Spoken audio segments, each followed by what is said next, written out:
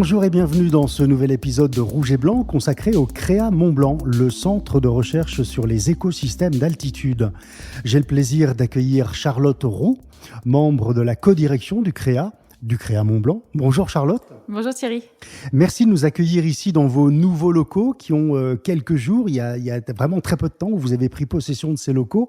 C'est l'Observatoire Valo, les Chamoniards l'appelaient le Chalet Valo.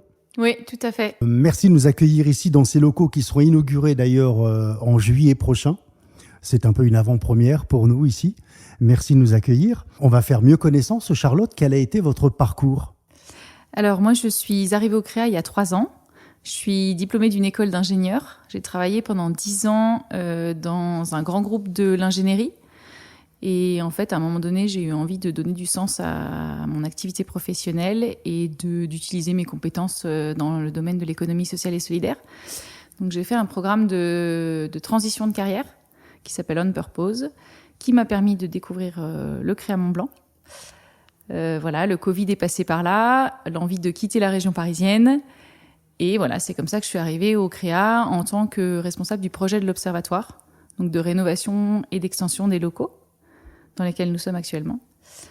Et aujourd'hui, maintenant que le projet dont nous allons parler plus tard est terminé, je m'occupe des activités commerciales, du mécénat et de la gestion financière. Vous étiez plus particulièrement attiré par la montagne ?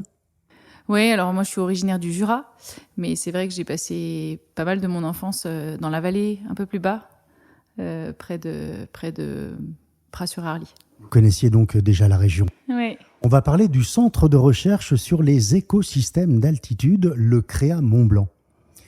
Quelle est sa vocation ? Alors le CREA Mont-Blanc, c'est une association de loi 1901 qui a été créée il y a à peu près 30 ans, en 96. Il fêtera ses 30 ans l'année prochaine par Anne de l'Estrade, qui est donc une scientifique, une chercheuse en écologie, qui est venue dans la vallée pour sa thèse sur le choc Arbaguet, puis qui a décidé de s'installer ici. Et en fait, c'est un centre de recherche donc qui est né d'une envie de faire de la recherche différemment, c'est-à-dire à la fois de la recherche sur le terrain et une recherche impliquant les citoyens dans la collecte de données, et puis une envie de partager ces résultats, de les vulgariser pour permettre à tout un chacun de mieux agir. Et est-ce que Anne de l'Estrade est toujours en activité avec vous ? Oui, alors elle est sur ses derniers jours. Elle prend sa retraite dans quelques mois. Après, du coup, 30 ans de bons et loyaux services. On espère être à la hauteur de l'héritage qu'elle nous lègue. Effectivement, parce que je crois que le CREA fêtera ses 30 ans l'année prochaine, en 2026. Oui, tout à fait. Elle sera peut-être parmi nous, parmi vous en tout cas. J'espère qu'elle sera parmi nous. Alors, l'idée, c'était de vulgariser la recherche scientifique également, il y a 30 ans, mais c'est ce que vous faites encore aujourd'hui, en fait. Oui, tout à fait. Donc, on a à la fois une activité de recherche classique qui est de comprendre l'évolution des écosystèmes alpins dans un contexte de changement climatique et de partager ces connaissances avec des outils qui sont classiques comme des conférences, des interventions, des séminaires, des outils un petit peu plus innovants comme un atlas du Mont Blanc qu'on a en ligne. Et puis il y a la volonté surtout d'impliquer le citoyen dans la collecte de données via la science participative, qui est un des principes fondateurs du CREA Mont-Blanc. Alors on peut préciser que le CREA Mont-Blanc a été reconnu par les Nations Unies lauréat 2017 du prix Momentum for Change pour son action pour la biodiversité. Et quelles sont, je dirais, au quotidien vos actions, vos travaux aujourd'hui ici à Chamonix ? Alors on a effectivement à la fois une activité de recherche, comme je vous le disais, une activité de partage et d'engagement des citoyens. On s'adresse à différents publics qui sont généralement des acteurs du changement. Donc on a toute la partie politique, enseignants, acteurs des territoires, dirigeants d'entreprises. On a tous les gens qui peuvent relayer nos programmes, nos recherches, les résultats de nos recherches, que sont les socio-professionnels de la montagne, les accompagnateurs en moyenne montagne. On a les gens qui ont envie de s'engager, donc qui sont les bénévoles en sciences participatives. Et puis on a tous les acteurs du territoire, tous ceux qui ont envie de comprendre comment fonctionne leur montagne et comment elle évolue. Est-ce que tout le monde peut être, je dirais, observateur justement du changement ? Tout à fait. Tout le monde peut participer à la science participative. Donc on a une plateforme en ligne qui s'appelle Spot, spot.creamontblanc.org, qui est une plateforme qui regroupe nos 9 protocoles de sciences participatives. Où les gens peuvent venir voir et partager des informations. Exactement. En fait, ils ont sur cette plateforme accès à des fiches techniques sur chacun des protocoles qui leur indiquent les zones d'observation, c'est-à-dire où se rendre dans la montagne pour aller observer les espèces qu'on leur propose d'observer. Et puis, il y a un petit descriptif des bonnes pratiques, un petit guide d'utilisation des bonnes pratiques. Voilà, tout est accessible au tout un chacun. Votre rayon d'action reste sur le Mont Blanc, ici, le pays du Mont Blanc? Non, on a une action qui est un peu plus large que ça, on a des protocoles qui sont présents dans tous les massifs français, mais aussi suisses, italiens. Vous avez des partenaires? On a effectivement des partenaires relais sur lesquels on s'appuie dans des parcs naturels.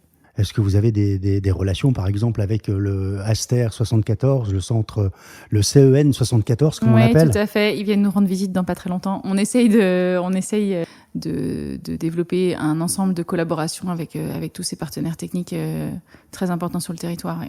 Ça veut dire qu'il y a aussi peut-être des recherches qui sont menées dans les Pyrénées, par exemple, ou dans d'autres massifs? Oui, tout à fait. On a des protocoles qui sont, comme je vous le disais, effectivement. Là, on a par exemple un projet de recherche, qui est un projet de recherche qui s'appelle Herbiland, qui est destiné à évaluer l'évolution du régime alimentaire des ongulés sauvages, donc bouquetins, chamois, en raison de l'évolution de la lande dans le massif. Et en fait, c'est un projet qui est mené en partenariat avec d'autres partenaires techniques dans d'autres massifs, comme le massif des Bauges ou le massif de Beldon. On parlera un peu plus tard du changement climatique, évidemment, je dirais, on y reviendra plus en détail. On parlait tout à l'heure de cette recherche scientifique, du fait de vulgariser, de partager les informations. Parlez-nous des sciences sandwich. Ah, alors c'est un événement qui a un franc succès auprès de la population locale. C'est un rendez-vous qu'on donne une fois tous les 2 mois. Et d'ailleurs qu'on espère pouvoir rendre plus fréquent maintenant qu'on a ces locaux flambant neufs. Et en fait, c'est un moment à l'heure du déjeuner où on invite les gens à venir écouter un chercheur qui n'est pas forcément un chercheur du CREA, à parler d'un sujet de recherche quelconque, qui peut être sa thèse, mais qui peut être un autre sujet. Et en fait, c'est généralement sur 1 heure, et il y a une demi-heure d'intervention, puis ensuite des questions-réponses. Et c'est effectivement un format qui marche bien. C'est un format ludique. Exactement. Est-ce que les chamoniards, ici, localement, sont impliqués justement dans vos travaux? Est-ce qu'ils s'intéressent à ce que vous faites? Oui, tout à fait. Nos bénévoles les plus fidèles sont des gens qui sont habitants, résidents du territoire. On a de fortes relations avec les collectivités territoriales. On a des subventions de fonctionnement avec les communautés de communes, la communauté de communes de Chamonix, bien entendu. Et effectivement, on développe des projets en partenariat avec eux. Je crois que le département également, le conseil départemental, a participé au financement de ces travaux du Chalet Vallot. Tout à fait, c'est le plus gros financeur public du projet de l'Observatoire.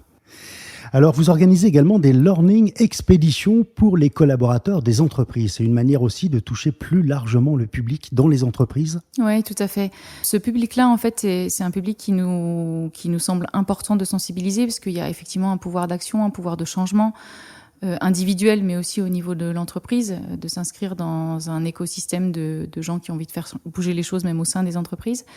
Et en fait, c'est souvent des gens qui nous contactent d'abord dans un premier temps pour faire du mécénat de compétences auprès de leurs collaborateurs, parce qu'ils ont envie de permettre à leurs collaborateurs, ce que je vous disais tout à l'heure, de donner un peu plus de sens dans leur quotidien au travail. Donc ça commence souvent par du mécénat de compétences. On emmène des collaborateurs d'entreprise sur le terrain participer à quelques protocoles de recherche. Et puis en fait, ça accroche généralement très bien, le fait d'être en nature, de comprendre ce qu'on fait, ça donne envie de s'impliquer plus. Et donc généralement, la fois d'après, on organise un séminaire d'entreprise où les gens mobilisent une plus grosse partie de leur équipe. On part sur plusieurs jours. On peut faire une nuit en bivouac. Ça peut se combiner avec une propre réflexion sur leur propre thématique dans nos locaux. Ce sera possible du coup dans le nouvel observatoire. Et voilà, c'est l'occasion d'aussi les faire réfléchir sur des problématiques qui leur sont propres. C'est-à-dire que par exemple, ils peuvent venir avec une problématique à résoudre et on leur propose de s'inspirer, ça s'appelle la bio-inspiration, des principes du vivant pour résoudre une problématique d'entreprise. On fait ça en partenariat avec des partenaires. 2 qui sont spécialisés dans la bio-inspiration, une personne qui est une ancienne salariée du CREA Mont-Blanc qui s'appelle Irène Alvarez, et une personne qui s'appelle Christine Ebadi et qui a fondé une organisation qui s'appelle Holomea. Et voilà, on a l'habitude de fonctionner avec un ensemble de partenaires pour proposer ces prestations. Est-ce que vous avez des noms d'entreprises? Je crois qu'il y a des grosses entreprises qui viennent de Paris ou même d'ailleurs, de réputation nationale et internationale, qui viennent participer à ces ateliers. Oui, tout à fait. On a déjà eu des salariés de Suez, des salariés d'Engie. Là, on a aussi des salariés de fondations. On a la Fondation de France qui est venue faire ce type de séminaire. Et puis là, cette année, on a Saint-Gobain qui vient en juillet. Voilà, avec l'idée que ce nouveau lieu va nous permettre de diversifier encore les gens qui font appel à nous pour ce genre d'activité. C'est accessible aux entreprises régionales également, de Savoie-Mont-Blanc. Tout à fait. Et alors, on fait aussi des interventions plus courtes et plus simples. C'est-à-dire que, par exemple, là, pour la journée du développement qui est organisée par Somfy en juin, on se rend dans les locaux de Somfy, on fait une intervention, on va expliquer tout ce dont je vous parlais, l'évolution des écosystèmes d'altitude, la science participative, etc., avec dans l'idée derrière d'impliquer les collaborateurs d'entreprise dans nos sorties terrain et de les faire contribuer à cette science participative. C'est du concret, justement. C'est du concret pour eux. Ça va leur plaire. Ouais, alors, vous êtes combien ici au CREA pour toutes ces activités entre la recherche et les animations, finalement, les ateliers? Alors, on est 12 salariés depuis peu, parce qu'on a été 6-8 jusqu'à pas très longtemps. Et là, en fait... le projet de l'Observatoire, des projets européens de recherche ont permis de passer un cap et de changer d'échelle, comme on pourrait dire. Et on est aujourd'hui donc 12 salariés, dont 5 chercheurs. Il y a des bénévoles également avec vous qui vous accompagnent? Oui, tout à fait. On a une communauté de 50 bénévoles très actifs sur le terrain avec nous. Et puis en ligne, on a à peu près 5000 bénévoles. 5000 ouais. Qui acceptent de participer aux travaux, qui font aussi de la veille peut-être? Tout à fait, ils participent à nos activités. En fait, dans les protocoles de sciences participatives qu'on a disponibles en ligne, on n'est pas obligé de se déplacer chez nous. On peut effectivement contribuer. On a des protocoles qui sont des protocoles où on identifie par exemple des photos en ligne sur son ordinateur. On a des protocoles où on observe son arbre dans son jardin. Et donc tout ça, c'est des protocoles qui sont accessibles à tous à distance. Et tout ça, c'est accessible sur le site internet? Tout à fait. J'imagine. Ouais. Alors, quel est le modèle économique de Créa Mont-Blanc? Parce qu'il faut des moyens, je dirais, pour mener ces travaux et ces recherches. Oui, alors en plus, c'est une activité qui est un petit peu particulière, qui est une activité de recherche. Donc, nous, on est financé à 65% par des financements publics. La principale partie étant des fonds européens dont je vous parlais. Le reste étant les 10% de ces 65% étant des financements, des subventions de fonctionnement dont je vous parlais, communautés de communes, régions. Et en fait, on peut avoir tendance à penser qu'il faudrait plus de privé que de public, mais de par notre activité de recherche, nous, en fait, on a besoin de financements qui sont des financements structurants sur plusieurs années. Et ça, les fonds européens le permettent. Voilà, donc on a 35% de financement privé. Qui sont en fait des cofinanceurs généralement de nos projets européens. On a aussi des soutiens à notre activité et ça, c'est indispensable. Et donc, on est toujours à la recherche de mécènes et de partenaires, tout à fait. Quels sont les sujets, les grands sujets de recherche que vous menez aujourd'hui ici à Chamonix? Donc déjà, comme je vous le disais, on étudie, nous, l'évolution des écosystèmes alpins dans un contexte de changement climatique. On a tendance à choisir des sujets d'études qui sont des espèces clés, c'est-à-dire c'est des espèces qui sont révélatrices de changements et qui incarnent des changements pour d'autres espèces, et des sujets d'études qui intéressent les décideurs du territoire. L'idée, c'est quand même que les collectivités et les décideurs publics puissent trouver des réponses aux questions qui se posent en termes d'organisation du territoire. Donc actuellement, je vous parlais du programme Herbiland qui est financé par les fonds FEDER sur le régime des ongulés sauvages. On a aussi un projet qui est subventionné par l'Agence nationale de la recherche qui s'appelle Int4Out et qui en fait consiste à analyser, à agréger des données de fréquentation et de pratiques humaines. Et en fait, ça, c'est un peu nouveau au CREA. On étudiait généralement l'évolution et les interactions entre les espèces. Et là, de plus en plus, on a tendance à intégrer les externalités humaines que sont les pratiques, le loisir, mais même aussi les pratiques d'agropastoralisme. On sait, on se comprend, c'est-à-dire qu'on sait dans notre territoire ici auquel on vit, sur lequel on vit au quotidien, que l'été, il y a de plus en plus de monde. Qui préfèrent aussi la montagne pour trouver un peu plus de fraîcheur. Et il y a peut-être un manque d'information, un manque de respect aussi justement de la nature. C'est ce qui vous a peut-être conduit à mener ces recherches plus précisément? Oui, alors je ne sais pas si c'est un manque de respect, je pense que c'est un manque de connaissance, de sensibilisation. Et je pense qu'en fait, c'est pas moi qui l'ai dit, mais pour protéger, il faut connaître, il faut comprendre.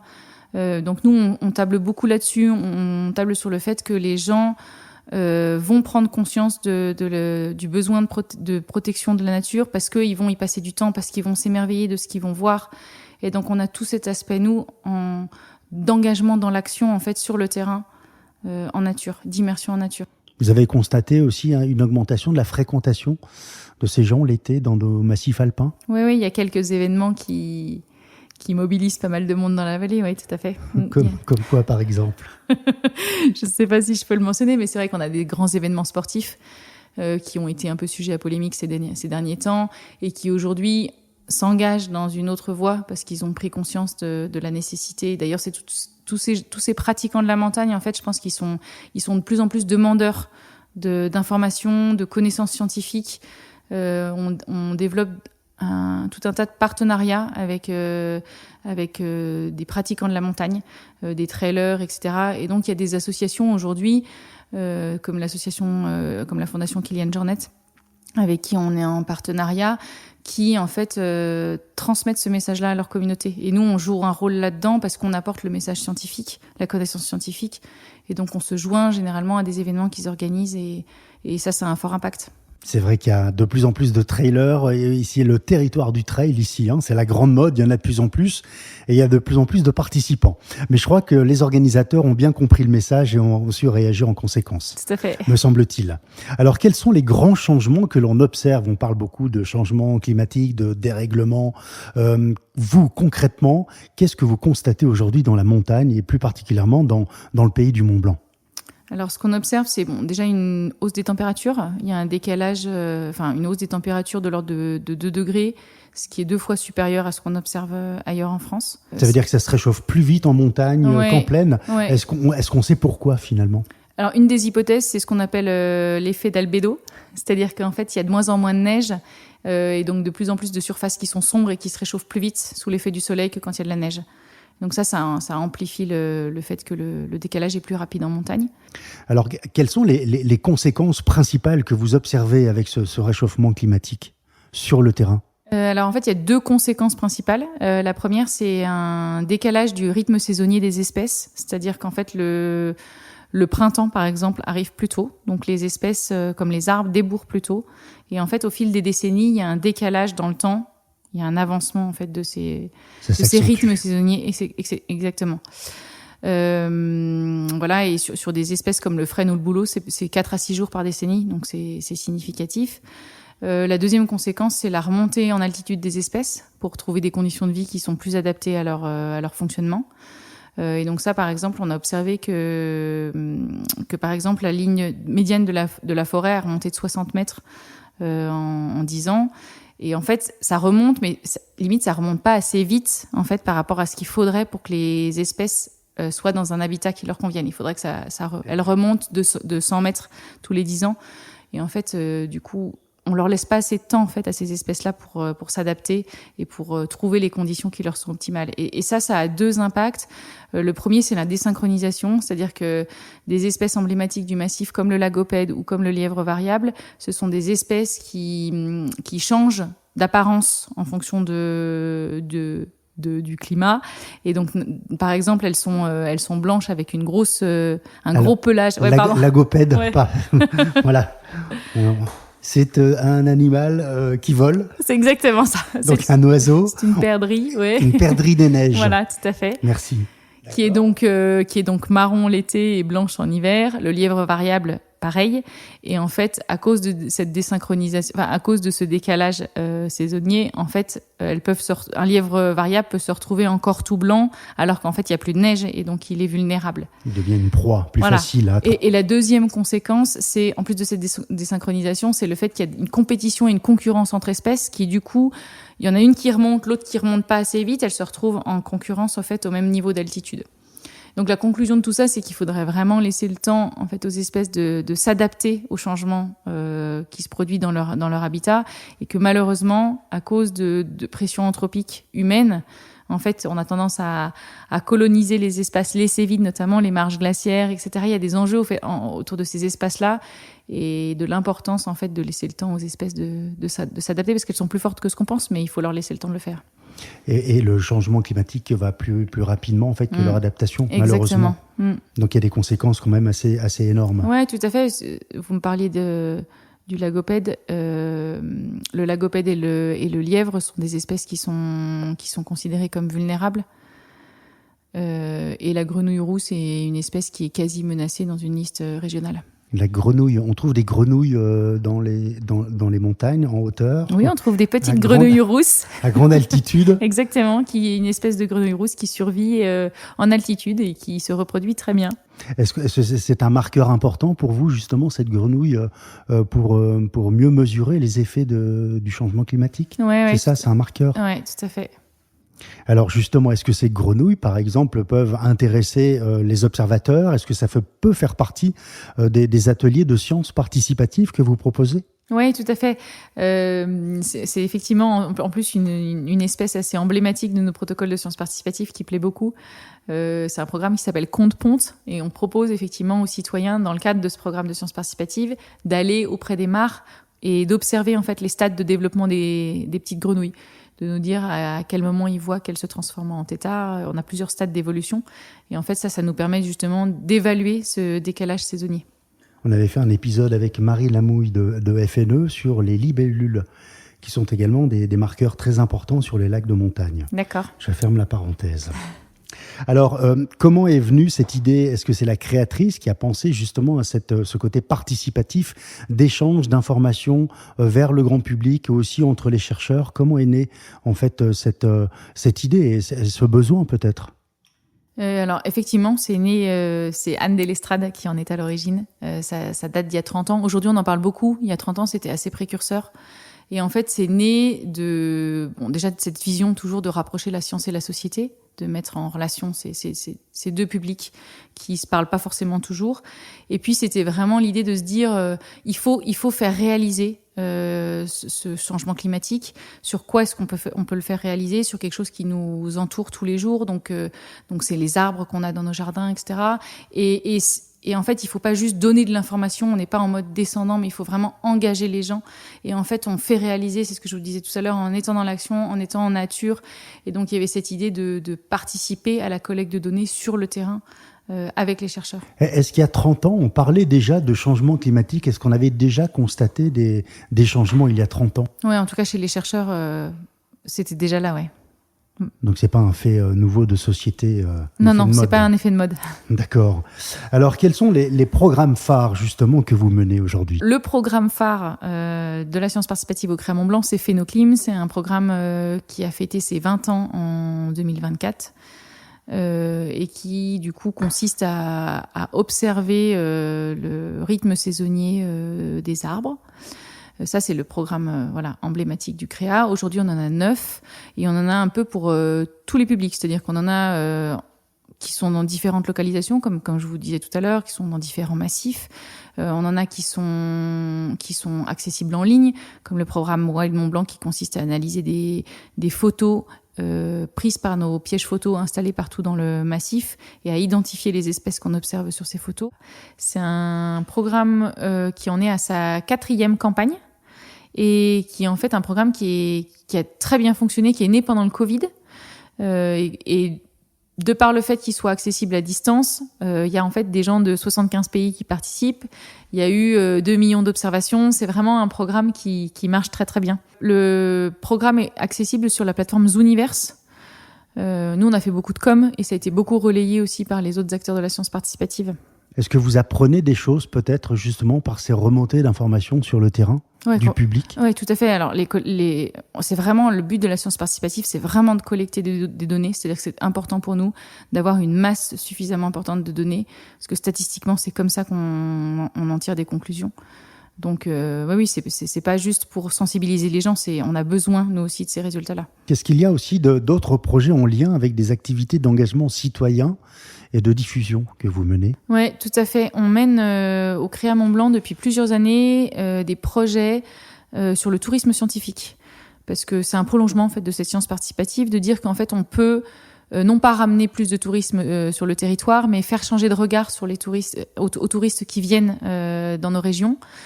Et du coup, se monte en ce moment, est en cours en ce moment, un projet financé par les fonds européens, le FEDER, un projet en collaboration avec le jardin botanique de Champellac, qui s'appelle Floralp.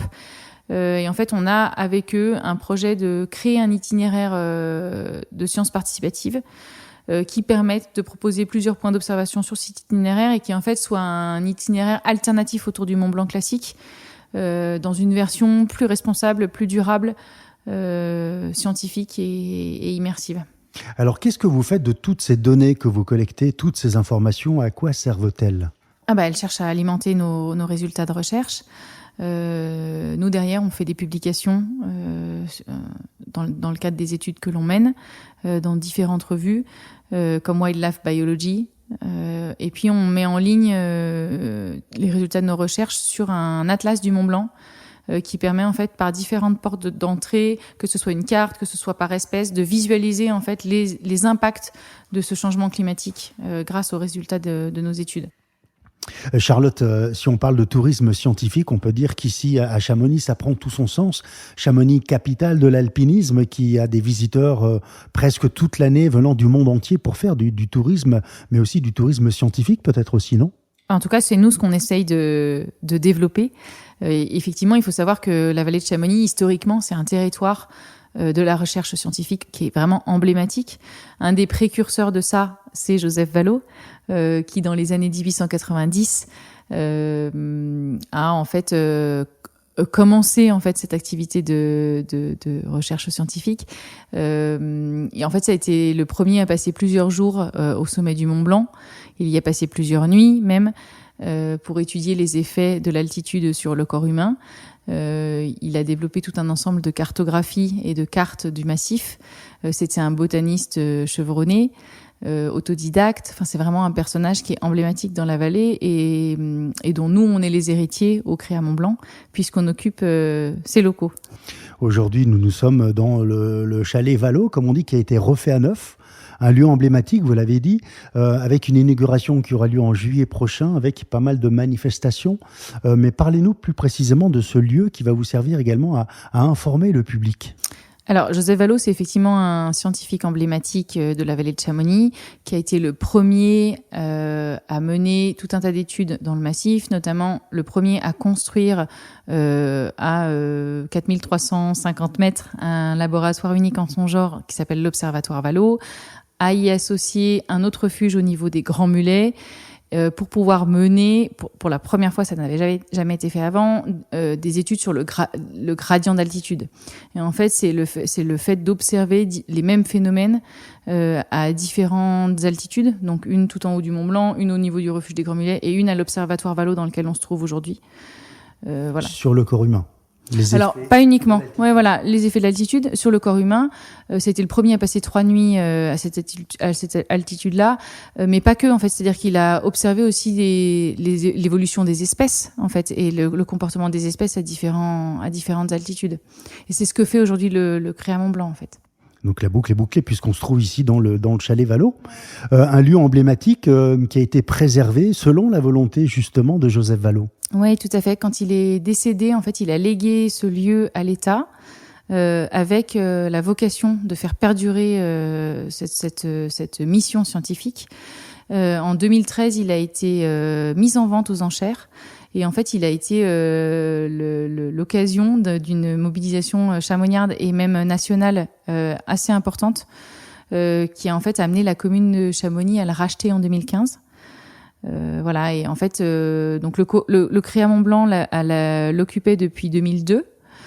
Et en fait, à partir de 2015, a commencé du coup à naître et à germer l'idée de rénover ce lieu pour le rendre accessible à tous et l'ouvrir au public. Pour en faire un lieu tourné autour de la science, mais ouvert, comme c'était le cas à l'époque de Joseph Vallot. Alors, l'inauguration aura lieu au mois de juillet. Il y aura tout un tas d'informations, d'animations qui seront programmées justement à destination du public. Oui, tout à fait. C'est vraiment c'est un lieu qui a été racheté par la commune de Chamonix en 2015 et mis à la disposition du Créa Mont-Blanc via un bail emphytéotique administratif qui a été signé fin 2022. nous permettant du coup de faire la réhabilitation du chalet Valo, la construction d'un nouveau bâtiment pour les équipes de recherche et la création d'un jardin pédagogique et scientifique dans lequel on pourra mettre à disposition du grand public nos dispositifs de sciences participatives pour permettre à tout un chacun en fait de venir sur place, prendre connaissance de tous nos protocoles avant d'aller en montagne, collecter de la donnée et nous la rapporter. Il faudra passer ici avant de monter les sommets du Mont Blanc. C'est ça, ce sera le camp de base. Le camp de base, le camp numéro 1, et qui sera marqué aussi par l'inauguration au mois de juillet avec 3 journées pleines d'informations, d'animations également pour vulgariser tout votre travail et toute cette recherche. Oui, tout à fait. Donc le week-end du 18 au 20 juillet va se tenir l'inauguration du lieu. Le vendredi 18 juillet, il y aura l'inauguration et la cérémonie officielle, en présence notamment des financeurs de ce projet, que sont le département de la Haute-Savoie dont je vous ai parlé, la Fondation de France, la Fondation du patrimoine qui a largement soutenu le projet, et de tous les mécènes privés qui ont rendu ce projet possible, y compris les participants à la campagne de financement participatif, parce qu'on a lancé une campagne avec le soutien de la Fondation du patrimoine qui est toujours en cours. Voilà, donc ça, ce sera pour le vendredi. Ensuite, le samedi, on a toute une journée de conférences et d'ateliers. Donc, on aura des conférences sur Joseph Valo, l'intervention d'Eliane Patriarca, qui est la biographe de Joseph Valo, qui a récemment sorti un ouvrage sur Joseph Valo. On aura probablement la venue du directeur du Muséum d'histoire naturelle de Nice, auquel ont été léguées les collections d'herbiers de Joseph Valo, qui nous en apportera quelques-unes. Et qui nous expliquera tout ce qu'il faut connaître sur les herbiers de Joseph Valo. Et l'après-midi, on aura des tables rondes sur les projets de recherche du CREA et sur des thématiques de recherche un peu plus larges, comme celle du tourisme scientifique. Et on aura dans le jardin la démonstration de notre protocole de sciences participatives pour le grand public. Et enfin, le dimanche, on a pour intention d'organiser tout un tas de sorties sur le terrain avec des accompagnateurs en moyenne montagne et des guides de haute montagne, dans les traces de Valo, pour essayer d'aller observer l'évolution par rapport à ce que lui observait il y a plus de 100 ans. Alors, vous parliez tout à l'heure de la présence des mécènes. Ce n'est pas un point final, cette inauguration et cette ouverture. Vous êtes toujours à la recherche de fonds, naturellement. Oui, tout à fait. Comme je vous le disais, les 35% de financement privé, c'est indispensable à l'activité du CREA. Le projet de l'Observatoire a été un gros défi, puisque le budget du projet représentait 2 fois le budget annuel de l'association. Donc, il a fallu aller chercher des fonds. Pour boucler le plan de financement, on a contractualisé un prêt. Et donc voilà, il y a un ensemble de charges, de fonctionnement de l'association. Et pour ça, on a besoin du soutien des mécènes. Des mécènes, et l'État, vous aide aussi l'État ? Oui, tout à fait. On a un soutien des ministères de l'écologie. Pour notre programme phare, par exemple, Phénoclim. On a des subventions aussi pour les jeunes chercheurs via le FONGEP. Donc oui, on a des soutiens divers et tous sont importants. Important et efficace en tout cas. Pour terminer, Charlotte, nous avons une tradition sur Rouge et Blanc, celle de vous permettre de passer un message à nos auditeurs. Quel message souhaiteriez-vous faire passer ? Je crois que ce qui est important pour le CREA Mont-Blanc, c'est cette capacité à s'émerveiller du vivant et du monde qui nous entoure. Donc j'encouragerais chacun à peut-être se reconnecter avec son enfant intérieur, qui faisait qu'on s'émerveillait tout quand on allait en nature, et en fait de reprendre ce regard d'enfant émerveillé et de changer de regard sur tout ce qui nous entoure pour avoir envie de mieux le protéger. C'est vrai qu'il faut se poser à un moment donné et regarder simplement et apprécier la nature, la beauté de la nature. Ouais, et puis réaliser en fait tout ce qui nous entoure, c'est-à-dire que en vous asseyant dans l'herbe, en fermant les yeux, en mettant les mains dans l'herbe, en fait, on peut sentir tout un tas d'espèces, par exemple, dont on ignore qu'elles sont toutes là. Et je pense que c'est ça aussi, prendre connaissance du petit, parce qu'en fait, on est en montagne devant des paysages magnifiques et on oublie souvent de baisser les yeux et de regarder sur le petit qui nous entoure et qui est tout aussi fabuleux. Merci en tout cas, Charlotte, de nous avoir reçus ici au Chalet Valo. C'est une nouveauté à découvrir dès le mois de juillet. Tout à fait, merci. Et on vous retrouve sur les réseaux sociaux naturellement et le site web creamontblanc.org. Merci Charlotte et à bientôt. Merci beaucoup Thierry, à bientôt. Vous avez aimé cet épisode ? N'hésitez pas à nous mettre une étoile, à donner votre avis sur les plateformes de podcast et partager nos épisodes sur les réseaux sociaux. Si vous désirez nous proposer un invité, une idée d'épisode sur la biodiversité, n'hésitez pas à nous écrire. Abonnez-vous à Rouge et Blanc pour être informé des nouveaux épisodes. À bientôt.